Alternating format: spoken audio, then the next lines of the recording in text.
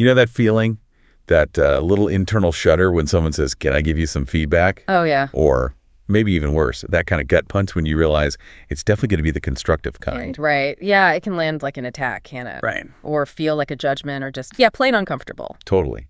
But what if that exact discomfort, that feeling, actually held the unexpected key to unlocking your greatest potential? It's an incredibly common reaction, and for good reason. Our brains are kind of wired to avoid perceived threats. Okay. But today we're going to dive into how you can fundamentally transform that perception. This deep dive is all about reframing how you perceive and engage with criticism. Seeing it not as a threat, but as an invaluable tool. Exactly. Absolutely. We're going to unpack why feedback often feels so hard to hear, but maybe more importantly, how you can actually use it. Like as a powerful catalyst for personal, psychological, and even spiritual growth. Mm-hmm. Consider this your shortcut to being truly well-informed. Not just on what feedback is, but how to harness it for your own benefit, how to genuinely improve your life, your journey. Yeah, our mission today is really to help you move beyond that initial, fear and defensiveness. Okay. We want to equip you with practical, actionable strategies for not just tolerating feedback, but actively seeking it out. Seeking it. Oh, okay. And applying it to genuinely improve and grow. It's about building a stronger, more adaptable version of yourself, one insight at a time. So let's start by understanding this core paradox then. Yeah. Why feedback often feels so hard, and yet why we absolutely need it anyway. Right. At its most fundamental level, what are we actually talking about when we say feedback? Well, at its core, feedback is simply information describing someone's performance. Okay. Just information. Yeah, information given with the clear intention of guiding their future performance. Mm-hmm. Think of it like a course correction mechanism. Like GPS for your actions. Exactly, like a navigation system in a car, constantly telling you if you're on track or maybe need to adjust a bit. That analogy of course correction really makes sense. And when we talk about this kind of information, are there different types? What forms does it usually take? Well, broadly speaking, yeah. You've got positive feedback. That's the stuff that highlights and reinforces desirable behaviors. You keep doing that stuff. Exactly. Keep doing that. It's working well. Then there's negative, or, maybe a better word is constructive feedback. Constructive, right. This points out problematic behavior, but always with the explicit goal of correction and improvement. So both types, even though they feel different. Despite their different focuses, they share the same ultimate aim: to help individuals improve and grow. So whether it's affirming good work or pointing out areas for improvement, it's all about bridging a gap, isn't it? Precisely. Feedback helps bridge that gap between your current performance and a desired standard or goal. Research consistently shows that effective feedback is just a crucial driver of learning and development. It gives you that essential gauge of performance. And helps you figure out what to do next. Yeah, helps you formulate concrete action plans. Yeah.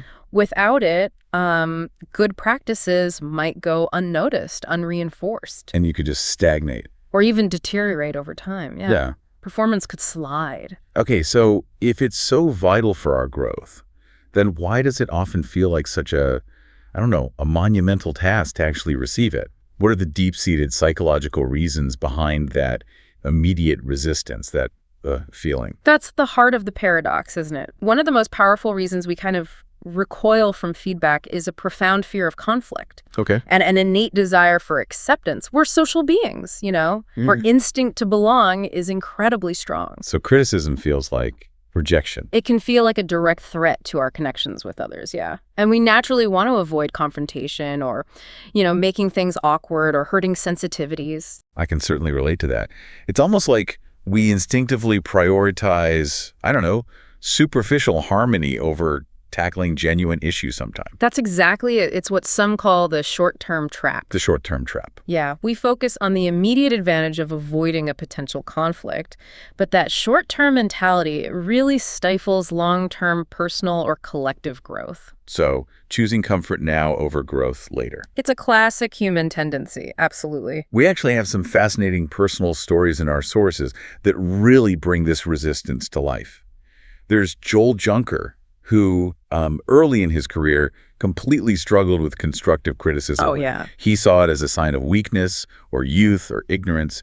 He even apparently crumpled up an edited letter someone had spent time helping him with, just rejected the feedback outright. Wow. Stubborn. Right. His shift came when a mentor, Roger Cameron, challenged him directly. He said, Joel, you have two choices. You can be great or you can be average, but only you can decide.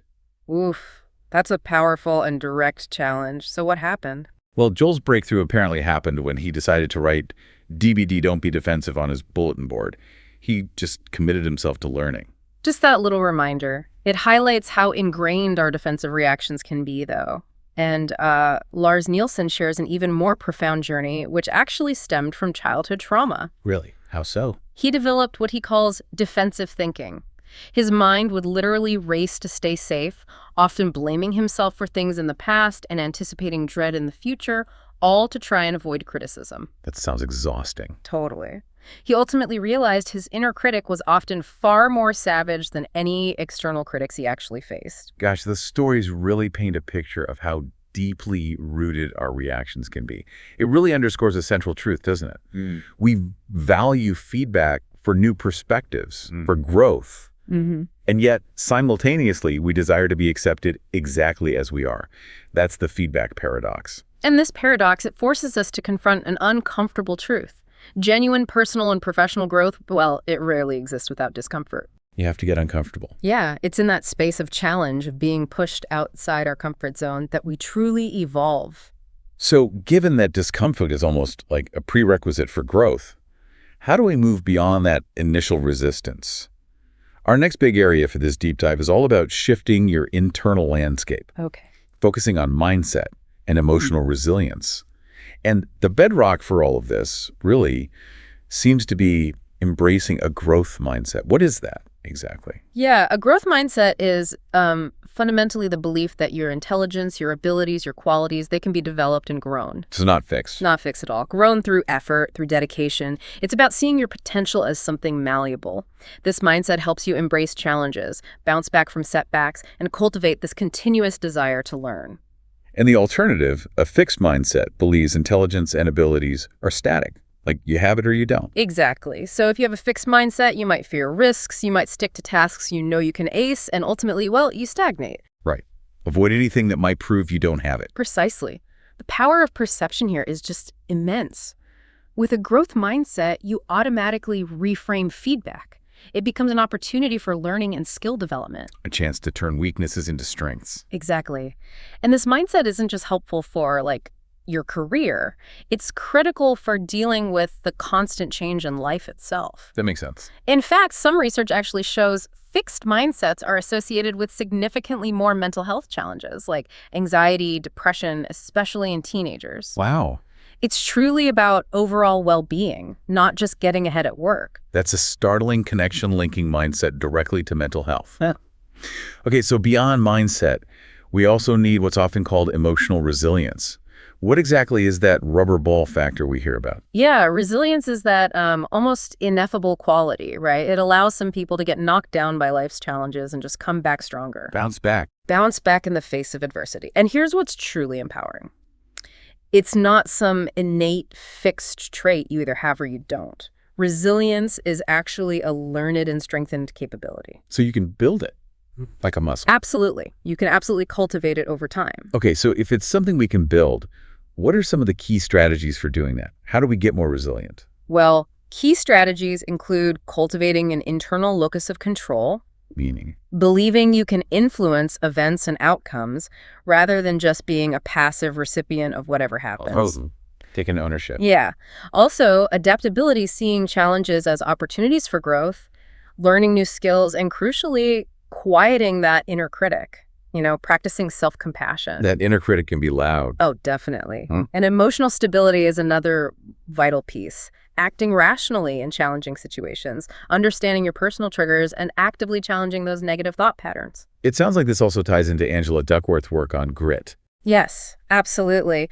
Angela Duckworth defines grit as that persistence and passion to achieve long-term goals. Sticking with it. It's about having the stamina to stick with things, even when you face setbacks and failures. Her research indicates that grit is often more critical for long-term success than, say, intelligence alone. Interesting. And all of this is really underpinned by neuroplasticity. The brain changing itself. The incredible fact that our brains are not static, they're malleable. Learning and new experiences literally create and strengthen neural pathways.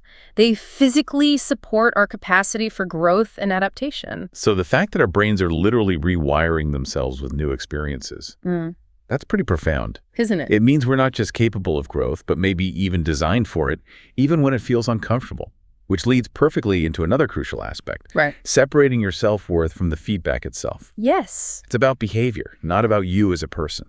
This point is absolutely essential for your psychological well-being. You really need to internalize that negative feedback targets specific behaviors or actions. What you did. Exactly. Not your inherent identity or worth as a person.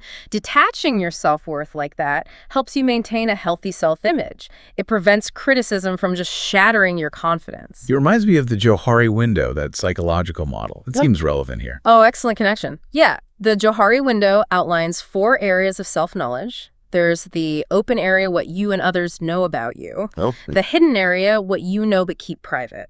The blind area, this is the key one, what others see but you don't. The blind spots. Exactly. And the unknown area, what neither you nor others know yet. Feedback is the primary tool to expand your open area by revealing those blind spots. You give an example. Sure. Like when a colleague points out how your tone in meetings sometimes unintentionally shuts down discussion, that's information you might have been completely unaware of a blind spot. Right. And finding that out is growth. Gaining that self-knowledge is fundamental for true personal growth. Absolutely. This deep dive is getting incredibly practical now. So let's talk about the actual techniques, the how-to for effectively receiving and utilizing feedback. Where do we even begin when that feedback moment arrives? You know, someone says, "Can I tell you something?" Okay, yeah. The very first and probably most powerful step is active listening. Just listen. Really listen.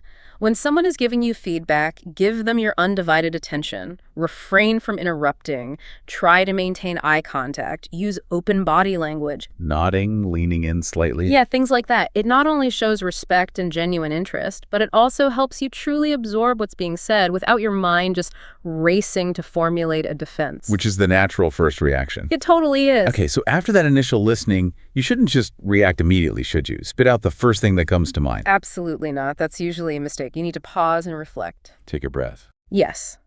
Avoid those impulsive reactions driven purely by emotion. Take a moment, compose yourself, and try to objectively evaluate the feedback's validity and relevance. Ask yourself, how does this align with my goals, my values? So think before speaking. A thoughtful approach helps you respond constructively, not defensively. What if the feedback isn't completely clear? Or you don't really get the context? Like, you need to be more strategic. What does that even mean? Right. Then you seek clarification. Don't hesitate to ask for specific examples or scenarios. Like, you give me an example of when I wasn't strategic. Exactly. Asking for specifics isn't a sign of weakness. It shows you're committed to truly understanding and applying the feedback effectively. It's a proactive step that helps you get to the root cause. Okay. And this next one might be the hardest for some, especially when it's tough criticism. Expressing gratitude. Saying thank you for something that maybe stung a bit. It can be challenging, definitely. But expressing genuine appreciation, even for critical feedback, is actually a profound psychological power move. It signals to the giver that you're truly open. It can disarm their own potential discomfort, and it encourages them maybe to share even more invaluable insights in the future. It makes them feel safer giving feedback again. Precisely. Remember Joel Junker's story? He realized making it easy for the giver was key to his own growth. They've likely taken the time because they genuinely care about your improvement or the team's improvement. That's a good way to frame it. Okay, so once you've received it, processed it, thank them. Yeah. The real work begins.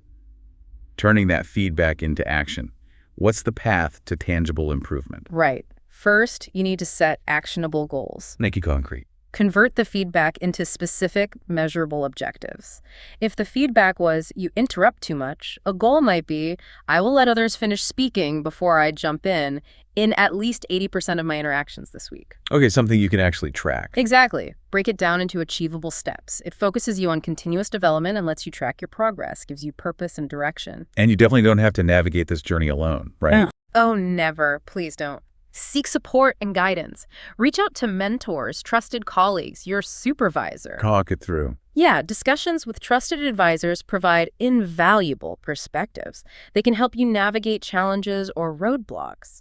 And remember, seeking support is always a sign of strength, not weakness. It sounds like we should also be thinking about creating a continuous loop, not just treating feedback like a one-off event. Exactly right. Implement a feedback loop.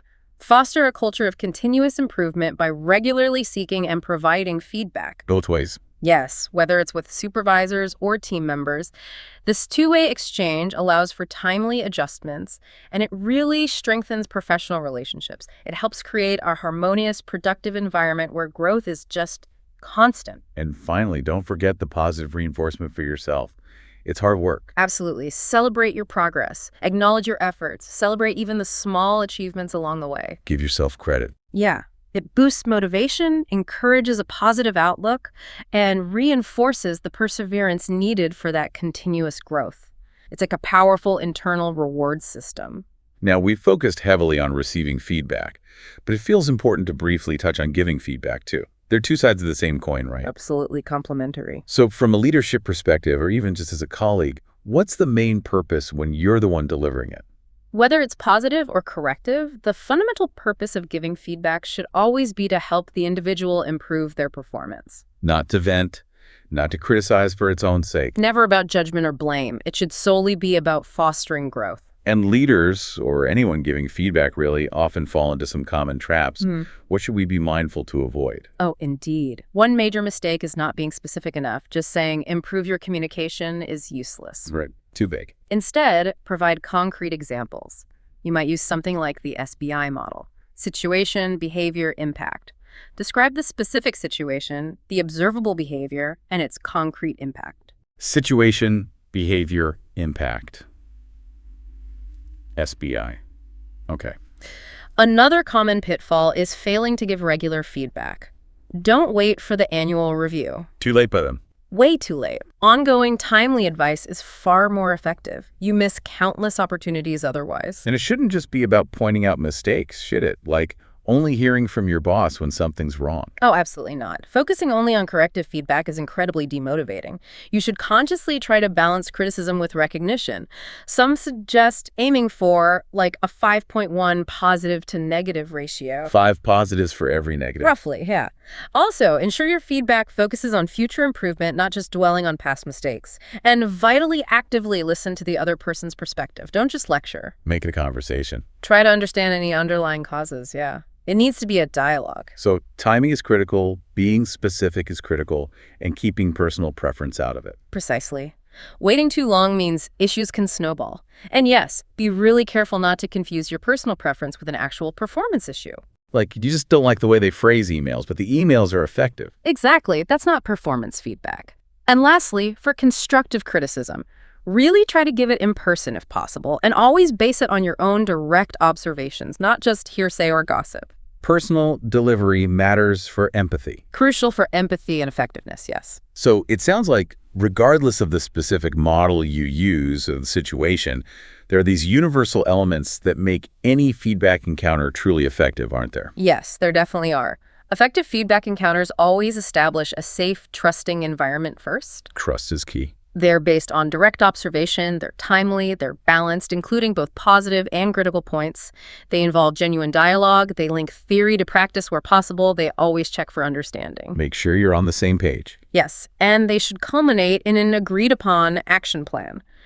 These universal elements help ensure the feedback is truly constructive and actually leads to tangible, lasting improvement. Wow, what a deep dive into something that, for so many of us, starts with that instinctive cringe. Right. We've truly seen that feedback, which might initially feel like a source of discomfort, is in fact a profound gift. It really can be. A powerful catalyst for growth in our health, our psychology, our spirit. It demands, well, a conscious shift in mindset, doesn't it? Definitely. And cultivating that emotional resilience we talked about, and then diligently applying those surprisingly simple yet powerful practical techniques. It's ultimately about being brave enough to listen, reflective enough to process. And intentional enough to actually act on it. That's the core of it. The key lesson here, I think, is that the journey of becoming your best self is almost never a solitary one. So true. It's continuously shaped by the reflections and insights offered by others. And your willingness to embrace those insights, even maybe especially when they're uncomfortable, is paramount to unlocking your full potential. Beautifully put. That willingness is everything. So, with all that in mind, here's something to think about. What blind spots might you uncover this week if you consciously seek out and truly actively listen to feedback from those around you? And what incredible potential for growth lies hidden within those insights, just waiting there, waiting to be revealed. Until our next deep dive, keep learning, keep growing. And keep embracing the transformative power of feedback.